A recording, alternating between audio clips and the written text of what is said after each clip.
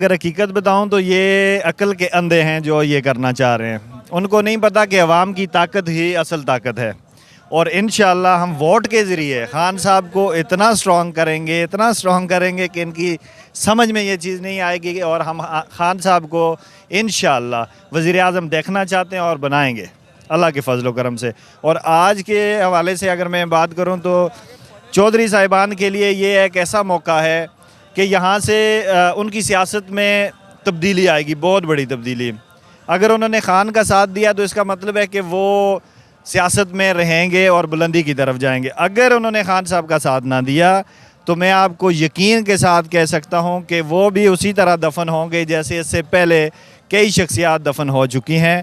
और हमारा इसके ऊपर ईमान है कि जो खान साहब के साथ नहीं है वो पाकिस्तान के साथ नहीं है। तो फैसल वावड़ा इन एडवांस बता रहे हैं कि वो कहते हैं जी खान साहब के नैली सर पर लटक रही है और जो सरप्राइज